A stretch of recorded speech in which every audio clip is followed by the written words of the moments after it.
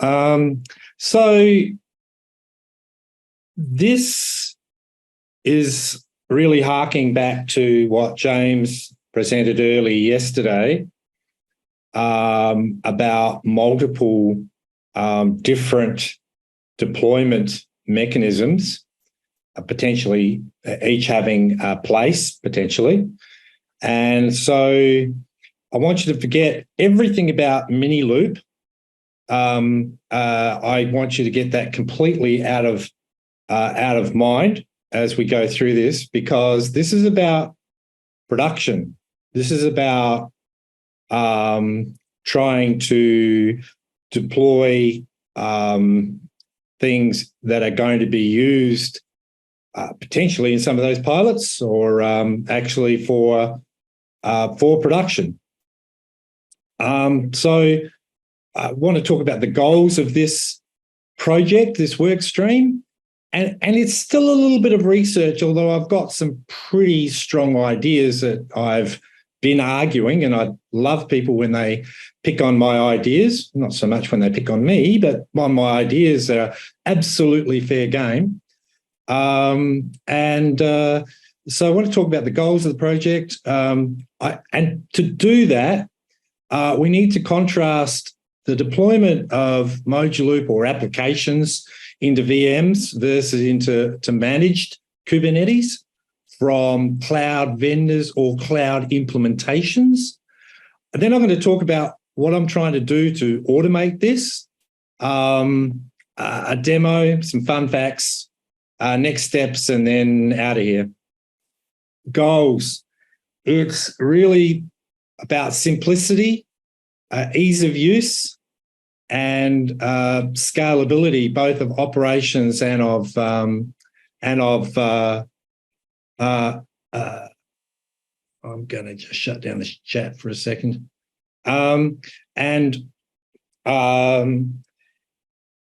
Everything that I'm trying to do is trying to avoid vendor lock-in. I know that was a concern, so I want to try and do things and automate production-style deployments of Moduloop that are pluggable, not vendor locked in. Again, it's about lowering the TCO of deploying, running, and operating Moduloop, and by using on-premise, by using managed Kubernetes in one shape or form. And really, and this is key, I probably almost should put this as number one, but it's about improving and gaining confidence in operational and deployment security by leveraging the huge vendor investment in cloud security. And I'll tell you what I mean by that. So let's contrast deploying applications into Kubernetes applications into multiple VMs versus deploying them into managed Kubernetes. And I think this is something I haven't explained very well in the past. And this is going to be my attempt to try again to convey the vast difference here. When you deploy into VMs, you have to deploy and secure and manage not only the VM and its upgrade, the OS, etc., but you also have to deploy the storage, the Kubernetes control plane, the Kubernetes nodes, the encryption, the network security, the network encryption. You have to take and manage not only the deployment of those, but the life cycle and the upgrade of all of those. And if the number is 17 or around about that, which is what current deployments of Moduloop are, maybe they've come down a little bit, and they probably could come down more. But if that number is large, you can see that it's a lot of work, and particularly for as the number of even if their open source components grows, you still have a fairly large maintenance expectation. There's also some cost challenges. Deploying VMs is largely static, which means that you tend to get lower utilization, very little sharing of resources. You tend to over-configure VMs, but you need to actually cater for spikes, and you need to have more VMs, again, to cater for spikes, or you get degraded response times in a production. So look, that's some of the challenges. In managed Kubernetes, and this is what I really want to try and explain as a contrast, is that you don't manage multiple VMs, you manage the cluster, maybe some networking, and you may or may not manage the node pools. But in fact, when you manage the cluster, you actually ask the cloud vendor to create and manage that cluster for you. You actually don't have access to it except from the Kubernetes kubectl API. So you don't have to take responsibility for the securing of the control plane, for instance, or the networking resources on that control plane, or the scaling out of the control plane. That is all provided by the vendor, and they typically will do that over multiple regions or multiple availability domains. In fact, they all do that behind the scenes. So all of that is done for you to the point where you don't actually even have any access. You have access to the node pools, and you define how big the node pools are, what the shapes are, or you can leave that to the vendor. And again, I'm going to say more about this. The cloud vendors have made huge investments in security and security monitoring, so of both their networks and of the cluster. Now, I said pluggable. Look, here's the code that actually creates the managed Kubernetes cluster, that I've got depicted in the top right-hand corner there, right? It's that much Terraform. That is it. And I didn't write that Terraform. I simply looked it up because each of the cloud vendors tells you, and in fact, it tells you how to create a cluster on their network. And they do things like this. They make very large investments in automation and simplification. And you'll see here, this says module EKS. That's because AWS have done an enormous amount of work and put all of the things that you actually need for creating an EKS cluster into this EKS module. They've done a similar thing for VPC. And guess what?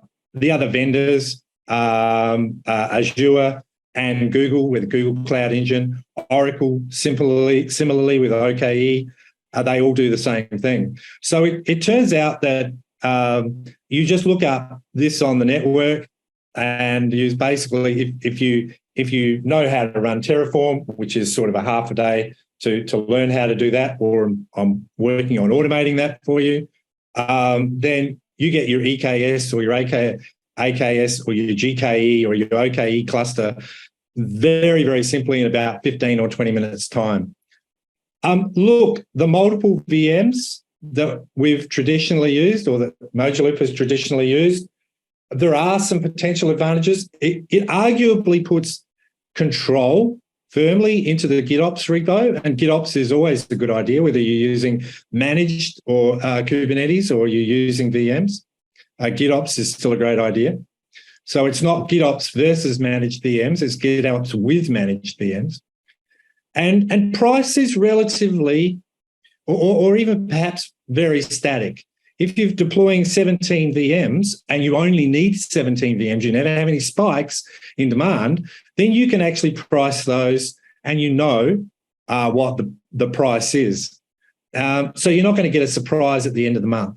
However, you've got to say that's mitigated because each of the cloud vendors has a budget or a cost control so that you can avoid that anyway in a dynamic environment, but most likely from a much lower cost point.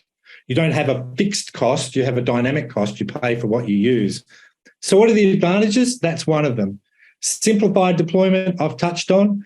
It's integrated, deeply integrated with the cloud platform itself, whether that's Azure, AWS, Oracle, and actually even OpenStack, which we'll touch on in a minute. High availability and scalability, absolutely built into the platforms. You don't have to worry about scaling out the control plane of Kubernetes. You can actually set up the node pools to be completely dynamic. You then pay for what you use. It handles spikes. It's very dynamic. You're not paying when you're not using it. And it spins up and spins down as a whole in about 20 minutes on EKS. It's actually quicker on some of the other platforms. Security and compliance, I have this in red. It is table stakes for an application running in the cloud. It's certainly got to be more than table stakes if you're running a payments application. And the Kubernetes control plane, the nodes, the network, it's all the identity and access management, they're all integrated. I'll touch on this a bit more in a minute, as well as monitoring and logging. But I really want to paint the picture of the vast difference between using something that the cloud vendors have secured versus something that you're trying, your team, whoever it is, if it was BizHub trying to manage a BizHub application, BizHub we're working with in operations, if you weren't here yesterday, BizHub don't actually try and secure VM deployments as a preference. They will use cloud security as a preference. So cloud vendors spend millions annually securing networks, clusters and clusters components. I know this. I work for Oracle in their cloud team, deploying and providing these services and running applications, typically, applications like www.oracle.com, that is huge in storage and huge in volume.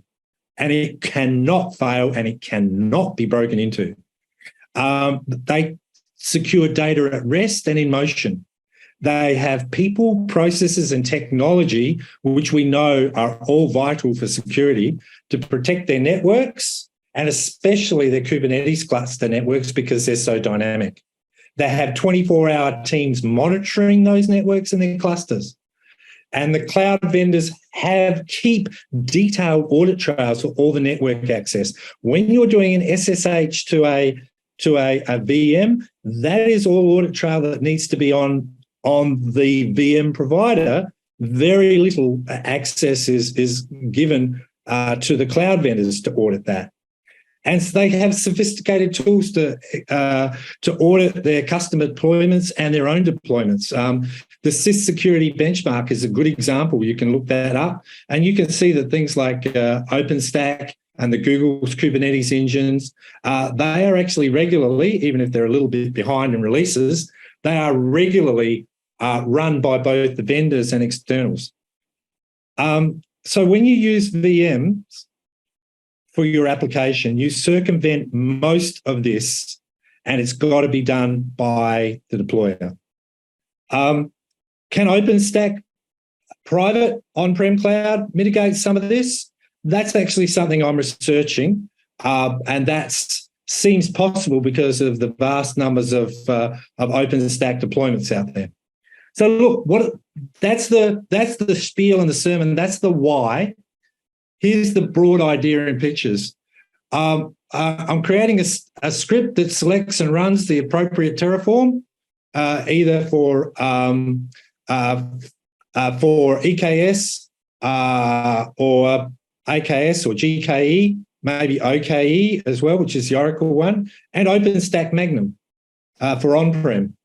And then the Moduloop install runs either as part of that first script or from a Terraform facility such as Remote Exec. I haven't entirely got that tested and automated yet.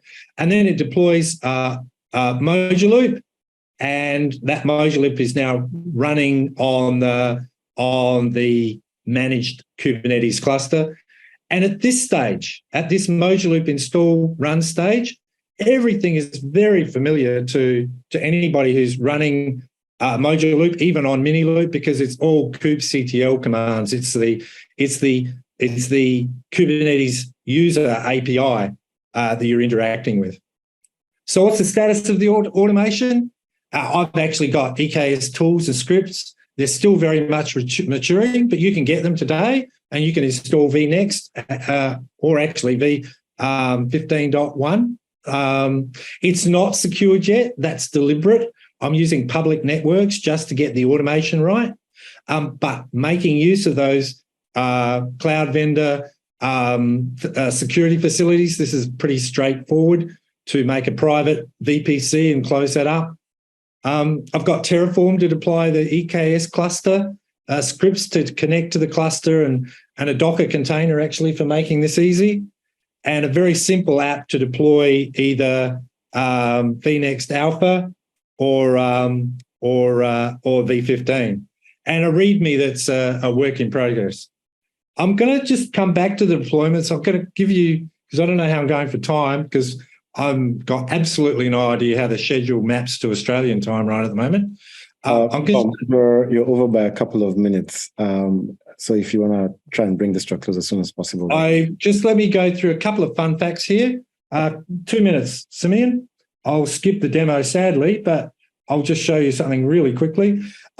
It took me 3 days from start to having Terraform provisioned in the EKS cluster. This is from having no Terraform, having Terraform provisioning the EKS cluster and running vNext Alpha build from Pedro.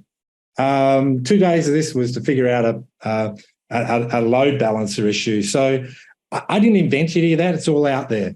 What I'm saying is I'm using the expertise that's all out there. I'm not reinventing the wheel.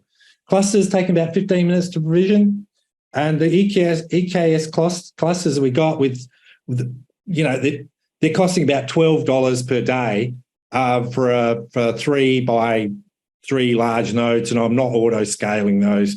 I'll bring the price down. I can say it'd be a lot cheaper on AKS because they don't charge you for the cluster itself, for the control plane. I haven't reinvented the wheel. I really just used what the vendors are publishing for the Terraform. I'm using their expertise and just assembling it and automating it. And I did test V15, Moja Loop V15, and the TTK with Golden Path and the 3 PPI tests run with 0 failures. And I really appreciate, I don't want to steal his thunder, I see Miguel is starting to use managed Kubernetes and seeing benefits in the cost savings and the reduced overhead for management. And I'm delighted, and anything I can do to help there is great. Fun facts. And in fact, I think Steve's I could almost skip this slide. Just because we're doing on-prem doesn't mean that cloud is actually off the agenda. Most companies will use multi-cloud. They'll actually use all those, take advantages of all those security features, the management, the cost, the dynamic approach by using multi-cloud. So they'll put dev test, and sanitized and anonymized test data. That's something we should talk about, because there's a few tools out there to do that, to take live data and to actually make it so that it really passes to being sanitized and anonymized, so that you can actually use it in dev test. Possible next steps, build out the portfolio, as I said, of cloud vendors, secure the deployment, as I said, GitOps, Git CD, Argo CD, that might be a good idea, and clearly define the starting point.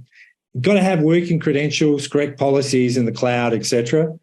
Anyway, I'm working on automating with Docker tools, and what I am doing is I'm about to buy some Raspberry Pis and actually testing OpenStack, because I think most of the things that I'm saying for with the exception of the security level for on-prem, would be true also. Sorry, most of the dynamic, the management, the expertise that's available is available on-prem via OpenStack, and that's extremely popular for running Kubernetes on-prem.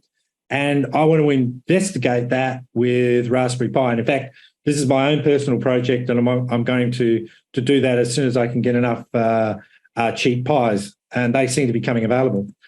And just to show you that this really works, I just need to finish off with this, which is Mojaloop vNext admin, and this is again vNext running in. I'm not sharing it. Yes, I am. Running in ML Cluster 1 with 1.27 and being accessed from my laptop. That's it. Thanks, guys. Tom, you were still on the PowerPoint. We didn't see your screen. If you were trying to show something. Sorry. There we Can go. you see my screen? There we go. Yeah. Okay, I'm sorry. Thank you. I was just that. I'm going to put down to rushing. So here's the ML cluster that I actually deployed from this little bit of Terraform. Right. Here's the cluster. Here's the Terraform. That's it. That's the Terraform that deploys as a whole this cluster, including the node pools. They're self-managed, right? And I can scale them up and down very easily. We can make them dynamic. And here, just to prove that vNext is actually deployed, is vNext accessed from my laptop. And I'd better get out of here because I'm probably over time. Thank you, Tom. I appreciate you showing us that brief demo. What you could do, Tom, is in GitHub on the slide deck page, you could record the demo and post it, and also post it on Slack so folks can go and see the details. That would be appreciated. Yeah, May I jump in quickly as well? I would say that one of the things that would be quite helpful, and it's a picture that could be drawn for us to understand, is you said you have constructed the node pools in this Terraform script. It would be very interesting to see how you've assigned the pod affinities to those node pools, because understanding how you're running Mojaloop on this is part of the game. And how does it map? Obviously, that's mostly on our side of the fence, but we want to see that that's like a realistic configuration for how you would be running a Mojaloop thing, if that would be something you could tell us. Actually, I have a perfect solution because I'm actually configuring the Mojaloop configuration on the fly as before we deploy. And I did that so that we could run on latest versions of Kubernetes. You know, I said that it wasn't as necessary now that we've actually caught up to recent versions of Kubernetes, but I could employ that same technique, Miller. I have all the tools sitting there to actually do and configure the node pool so that you actually deploy the database to one node pool, and that in conjunction with Kubernetes is very straightforward. That's great. Thank you. Sorry, Sam. That's right. We technically should be on break now, but we only have 1 minute left to the end of break. So I will skip the break and we'll go straight into, sorry, everyone here is complaining and whining, but decision's mine. We will go straight into the cross-border sessions.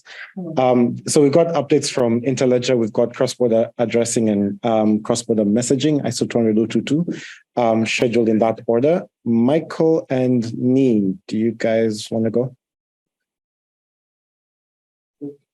Nothing will give me greater pleasure. I'm not sure. Michael. Hi, Nee. Sorry. Okay, let me share my screen. And I will try to make this a speedier presentation than the previous one, which should be reasonably easy because we haven't perhaps made as much progress in this work stream as we had hoped to during this PI. Anyway, so progress this PI. I want to start with a very brief sketch of ILP. For people who don't know what it is. It started out as a low-level protocol which enabled address-based payments where you only needed to know where you wanted to get to a payment, not how to get there, and also to support streaming payments. It allowed payments to be broken down into smaller pieces which could be executed independently and indeed through different routes. Rafiki is a high-level interface which encapsulates ILP at the application layer. So people who just want to manage payments don't need to know about all the complexities of managing the ILP streams themselves, of monitoring the streams, seeing what's happening, responding to them. They can treat these things as if they are single payments. So that's a brief sketch. Now, those of you who were at Kigali and indeed awake will remember we demonstrated a proof of concept which showed, first of all, using a Rafiki instance to initiate a payment to a Muslim, to a phone number. We built a cross-network provider which would enable connections between Rafiki on one side and FSP IOP, the internal Moduloop protocol, on the other. Which would collect the outbound request at the cross-network provider's Rafiki and convert it into an FSP IOP request for address resolution, for agreement of terms, and respond to the initiating Rafiki instance. It would request, the user could then request the execution of the payment at the outbound Rafiki. And we would convert this into an FSP IOP request to payment, which we would execute. And we would report back on the success of the payment. The only way which we could find to do that for the demonstration in Kigali was to send the payment directly to the sending Rafiki entity. There didn't seem to be an obvious way in which we could do it via the Rafiki channel itself. So, what did we not do? Well, first of all, we didn't demonstrate how to clear funds from a user in a Moduloop scheme to an institution running Rafiki, that is the other way around, or anything relating to settlement. We agreed then that the next steps would be to develop a proof of concept that would demonstrate how funds could be transferred from a customer in a Moduloop scheme to a customer of a Rafiki system, which isn't part of a Moduloop scheme, again, excluding questions of how those funds would be settled.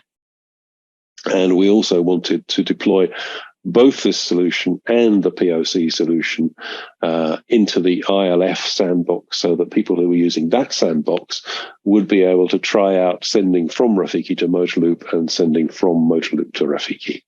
Now, no one, I think, is pretending that the solutions that we have at present are ideal, but ILF's view, and I think it's probably a correct view, was that even if it wasn't ideal, it would be interesting and useful for people to have some kind of view of at least the fact that it was possible. So this month, we've agreed that we'll develop a proof of concept that will show these things.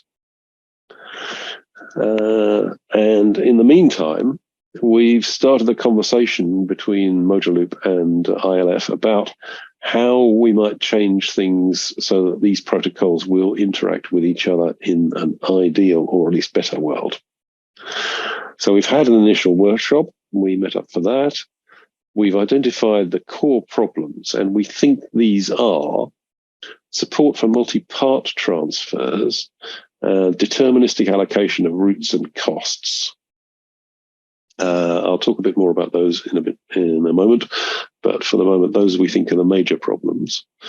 The actions we've agreed, and there will be further workshops scheduled as we develop material. So, what's next?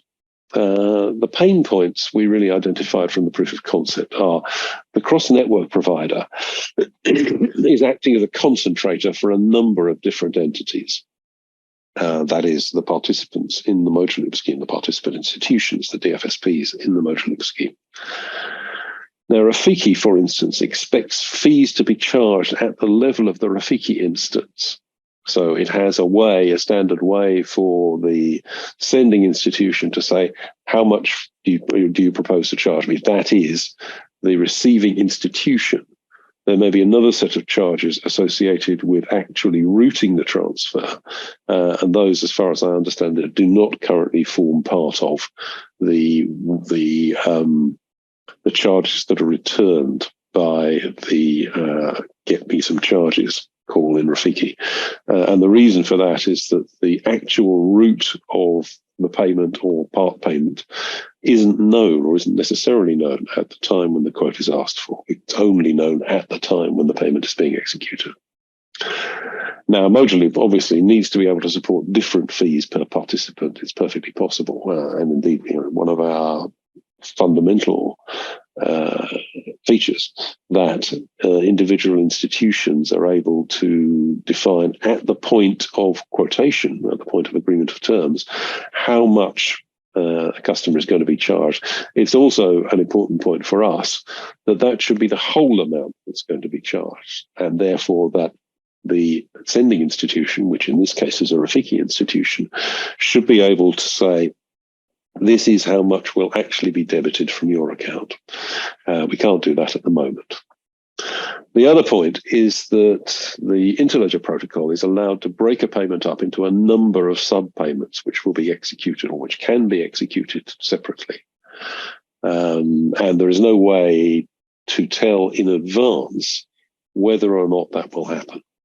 In particular, those may follow different routes and therefore may incur different charges. Mojaloop, bizarrely, currently wants to deal with a single payment. It doesn't have a concept of part payments. As a consequence, one of the things that happened at the POC, we Mojaloop needed to wait until Rafiki thought the payment was complete before we could process the payment, because it was only when all of the parts of the payment had been sent through that Rafiki said, "Okay, I'm happy now that I've got the whole payment," and could send something forward to Mojaloop saying, yes, this payment has been received. Problem was that the Rafiki instances had already talked to each other and agreed that the payment was complete. So there was no hook in the Rafiki instance to be able to say, yeah, I know I thought that payment was complete, but actually it's not complete. So that those, I think, were the two main problems that we came across, or at least the fundamental main problems. So our actions for this PI are intended to be, we've had a first workshop, as I said, to discuss how we might be able better to harmonize. Sorry, I should have said even better there, shouldn't I? To harmonize with each other. This resulted in a series of annotated flows, which are as messy as they always are when they're done on the whiteboard, and an action plan. The action plan is, we will review the possibility of accommodating multiple transfers for payment. And I've had a chat with James and Sam about my thinking in this area and whether it would be possible for us to do that. ILF will consider amending the possible states for a payment to include a finalized state. So the idea here is that each part payment that goes through the ILP system would be returned with a status of committed, as it is now. But the Rafiki instances would not regard a payment as having completed until they received a status with a finalized status, which says not only was this payment successfully received, but it was also the last payment, and therefore it can be, you can now say that this payment is complete. So that would enable participant institutions in the ILP network to pend completion. Again, it's not quite clear how that would work with multiple routes, but it's early days yet. We would look at a proposed demo of how this would work. And the other interesting thing, well, I think it's interesting, is that the Interledger Foundation have been asked to add the sending participant to the Interledger packet. Now, those of you who are interested in these matters will doubtless recall that version 4, the current version of the Interledger packet, contains inside itself almost all of the information that's needed to process a request for the execution of a payment.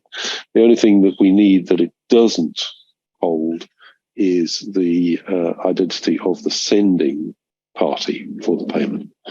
And they've always said that it's not necessary because each ledger in the chain will need to verify independently that it's happy that it was the sending person who sent it. However, they have taken on board the idea that for the purposes of our centralized processing, we need to know which the sending institution was, and they have said that they will look at adding that to a version 5 of the Interledger packet, such that the Interledger packet would now contain all of the information that's required to complete processing of a payment. That also raises the interesting prospect, at least again interesting to me, that we could use a version 4 or 5 ILP packet as a component of an ISO 20022 message, so that when